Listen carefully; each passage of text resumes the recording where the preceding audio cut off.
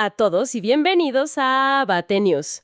Hoy es martes 17 de marzo de 2026 y faltan exactamente 27 días para las elecciones generales del 12 de abril en Perú. Así es, estamos ya en la recta final absoluta. Y es una locura porque tenemos más de 30 candidatos y un tablero que, no ha dejado de moverse desde diciembre. Totalmente. Un verdadero sismo político. Ok, vamos a desempacar esto, porque la misión de este análisis a fondo, fíjense, es tratar de armar un rompecabezas que está súper fragmentado. Sí, y para eso trajimos una montaña de datos frescos. Ajá, tenemos encuestas recién salidas del horno, tenemos a Datum, a Ipsos, a CIT. Y claro, sumamos análisis de artículos de Infobae, de El Comercio, de RPP y los reportes de verificación de Perucheck. Que van a ser clave más adelante. Pero, a ver, antes de meternos de lleno, creo que tenemos que establecer, nuestra regla de oro para la sesión de hoy. Qué bueno que lo mencionas. Quienes nos escuchan deben saber que hoy vamos a analizar todos estos números, los escándalos y los frentes políticos con absoluta neutralidad. Exacto. Cero favoritismos. Cero. Nuestra función aquí no es tomar partido por nadie. Vamos a reflejar únicamente lo que dicen los datos de las encuestadoras y los reportes formales. Nada más. Me parece perfecto. Entonces, para entender este caos, creo que lo mejor es empezar cronológicamente por la cima, ¿no? Sí, vamos a ver quién está liderando. Aunque claro, incluso ahí arriba los números varían muchísimo dependiendo de a quién le preguntes. Uy, sí, las variaciones no tienen sentido a simple vista. A ver, si revisamos el trabajo de campo de Datum, que se hizo del 6 al 10 de marzo, la foto nos muestra un virtual empate técnico. Así es, una contienda cerradísima. Tienes a Rafael López Aliaga, de Renovación Popular, con un 11.4%. Y respirándole en el cuello, pegadita, está Keiko Fujimori, de Fuerza Popular, con un 10.9%. Y hasta ahí, pues, es la típica pelea de punteros. Y geográficamente tiene mucha lógica. Claro, súper clásica. López Aliaga es una aplanadora en Lima y el Callao con un 19.3%. Mientras que Fujimori tiene, digamos, su gran bastión en el norte del país, con un 12.7%. Ajá.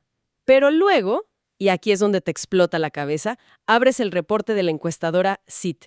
Ah, claro, el otro extremo. Y 6.1% de los votos emitidos. Y si miramos los válidos, se dispara hasta un 21.4%. Lo fascinante aquí es que la estadística choca directamente con la geografía. Y esto lo explicó el representante de CIT en televisión abierta. A ver, explícanos eso, porque saltar del 11 al 21 no es un error de redondeo, es otro universo. No, para nada. Yo lo veo como intentar medir la temperatura de una alberca inmensa. Si tiras un termómetro en la esquinita donde da el sol a mediodía, te da un número. Claro, el agua está calientita. Exacto. Pero si tiras otro termómetro en la sombra, te da algo muy distinto. El agua es la misma, pero tu mapa de muestreo define tu realidad. Entonces todo depende de qué puertas tocas. Así es. Si el algoritmo de ruteo de la encuestadora manda a su gente a zonas urbanas muy residenciales versus zonas periféricas o rurales, vas a capturar realidades alternas. ¡Qué locura! Pero, a ver, espera, detente ahí un segundo. Ahorita mencionaste el truco matemático de los votos. Ah, lo de emitidos y válidos. Sí, porque dijiste 16% de votos emitidos y 21% de votos válidos. Esa diferencia de 5 puntos, para quienes no respiramos encuestas todos los días, suena a magia negra. Sí, suena rarísimo, pero es una excelente distinción. Imagínense que el total de votos emitidos es un pastel enorme. Ok, tenemos el pastel inmenso en la mesa. Y ese pastel incluye la caja de cartón, las servilletas, el plástico, incluye a toda la gente que va a votar en blanco o que va a anular su boleta. Ajá, lo que al final no cuenta para elegir presidente. Exacto. Si López Aliaga tiene el 16% de todo ese universo revuelto, pues es un número. Pero a la hora de la verdad, las autoridades tiran a la basura los nulos y los blancos. O sea, quitan la caja y las servilletas. Y el pastel se hace más chico. Y al rebanar ese pastel más pequeño, que son solo los votos válidos, la rebanada de López Aliaga automáticamente se vuelve un porcentaje mayor. Ah, ¿y por eso sube al 21.4%? Exactamente. Es pura matemática electoral. Vale, ya me cayó el 20. Eso explica a los punteros.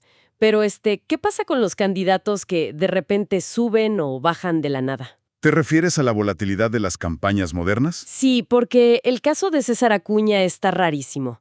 Datum lo tiene súper hundido en un 3.8% y reportan que se le fugó masivamente el voto joven, o sea, los de 18 a 24 años. Una caída dramática. Pero en esa misma semana, CIT lo pone en un sólido 7%. ¿Cómo ganas o pierdes a los jóvenes tan rápido?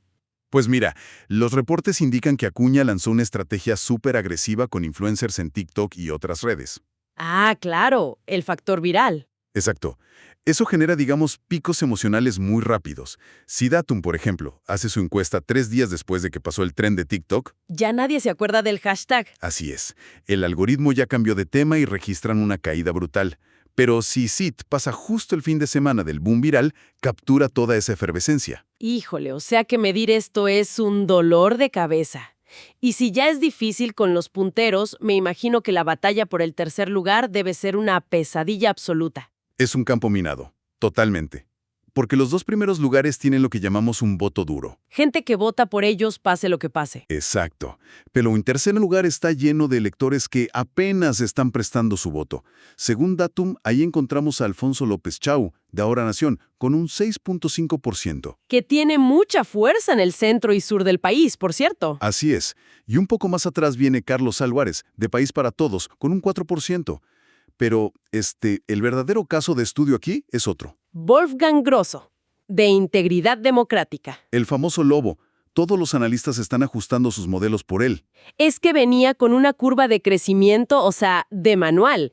Pasó de tener un 2.9% en diciembre a escalar muy calladito hasta un 5.1% en Datum. Y 4.5 en Sid.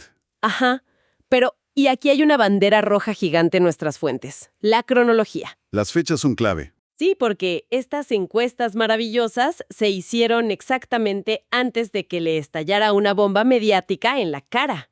Y no cualquier bomba.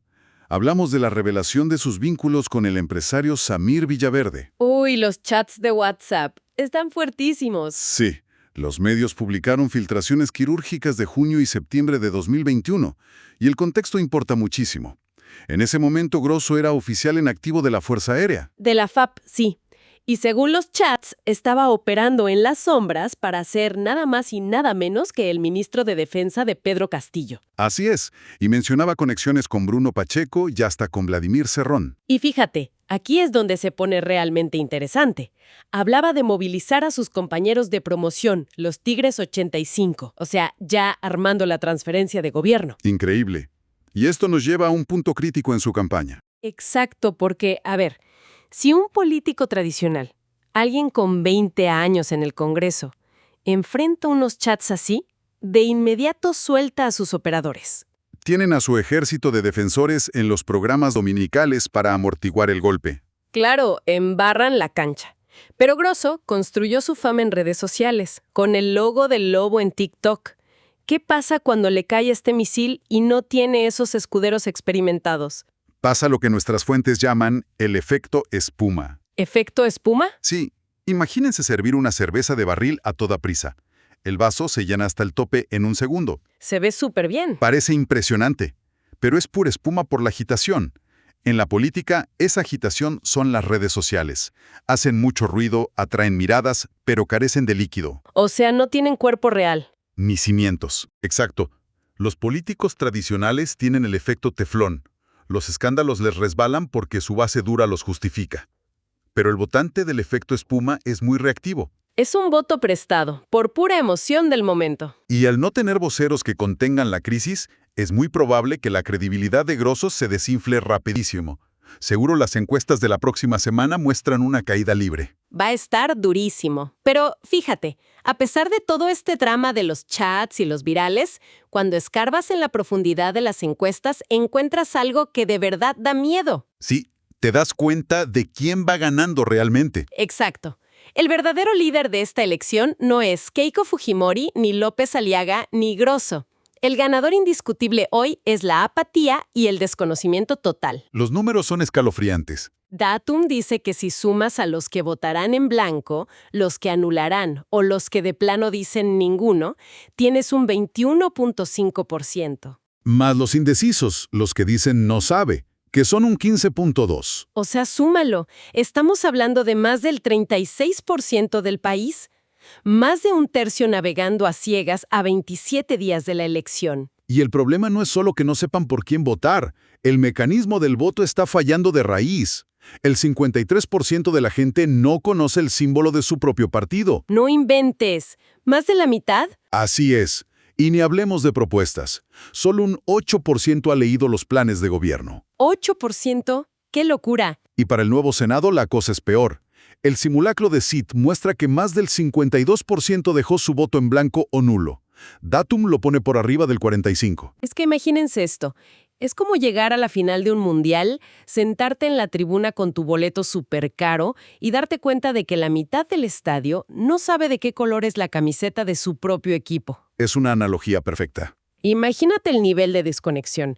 Salir el domingo, formarte bajo el sol, agarrar la crayola, ver una boleta gigante con 30 logos y decir, pues no sé qué es nada de esto. Claro, y si conectamos esto con el panorama general, entiendes por qué el empate técnico en la cima no se mueve. A ver, ¿cómo se conecta? Porque en medio de todo este analfabetismo simbólico, tener una ventaja mecánica es puro oro. Keiko Fujimori y Rafael López Aliaga tienen los niveles más altos de reconocimiento de marca. Ah, claro, sus logos son súper conocidos. El 82% de los votantes de Fuerza Popular identifica su logo perfectamente. Y en Renovación Popular es el 72%. O sea, el margen de error humano para ellos es casi cero. Si van a votar, saben dónde poner la cruz. Exacto. En un ecosistema donde la mitad va a improvisar en la urna, estar blindado logísticamente te salva de la volatilidad. Pues sí, es una ventaja tremenda. Pero fíjate que justo en este océano de indecisión y de apatía es donde florece el negocio más feo de las elecciones. La desinformación. Totalmente. Porque tienes a millones buscando una respuesta rápida en TikTok para confirmar lo que ya piensan. Y el reporte de fact-checking que revisamos es el ejemplo perfecto. Sí, el artículo de Perú Check en la prensa regional. Es un caso de manual sobre cómo manipular a la gente. Desmintieron un video viral de una cuenta en TikTok que se llama 5GTV, que, se presentaba con gráficas como si fuera un canal de noticias serio. Y los números que ponían eran un invento total. Una locura. Decían que López Aliaga tenía un 60% de intención de voto y que Keiko estaba en 7.4. Lo cual choca directamente contra la realidad formal, porque Datum e Ipsos los tienen empatados en el 11. Sí, tú y yo vemos eso y decimos, es falso. Pero si eres parte de ese 36% indecisos, pues te la crees. Claro, la estética convence. Alguien con un programita de edición le pone barritas de colores, una musiquita de tensión y listo, convences a miles de que la elección ya está decidida. Y justo esto plantea una pregunta importante. ¿Cómo desmontas estas operaciones? Perú Check no solo dijo que era mentira, sino que expuso los vacíos técnicos. Claro, no había metodología. Cero. Esa gráfica no tenía ficha técnica, no decía el tamaño de la muestra, ni fechas, ni margen de error. Y lo más grave, no identificaba a la encuestadora. Que en Perú es por ley, ¿no? Tienes que estar registrado ante el Jurado Nacional de Elecciones. Exacto. Al no existir una empresa real detrás, ese video era puramente un arma psicológica para manipular. Y esto nos hace cuestionar nuestra dieta informativa, porque a menos de un mes de decidir el rumbo del país, los algoritmos que nos hacen enojar están ganándole a los datos reales. Hay una simetría enorme. Cuesta mucho producir un dato verificado y cuesta nada viralizar una mentira. Y las mentiras se esparcen rapidísimo para desanimar al rival o para subir a los indecisos al tren del supuesto ganador. Por eso los datos formales son el único antídoto, pero requieren que la ciudadanía ponga de su parte. Exigen pensamiento crítico, detenerte a buscar si hay una encuestadora real antes de compartir el video. Totalmente de acuerdo. Entonces, a ver, ¿qué significa todo esto que hemos desempacado hoy? Es un panorama complejo. Sí. Tenemos un empate técnico en la cima, sostenido por voto duro y el reconocimiento de los logos. En medio, candidatos como Grosso que suben como espuma en TikTok, pero se pueden caer por unos chats. Así es. Y envolviendo todo, Un mar de electores que no saben por quién votar, que no conocen los logos y que están bombardeados por mentiras. La conclusión es que el control no lo tienen las convicciones firmes. Para nada. El futuro del país está en las manos de ese enorme porcentaje de ciudadanos que, a 27 días, no tiene idea de qué va a hacer con su boleta. Esa es la síntesis perfecta, de verdad.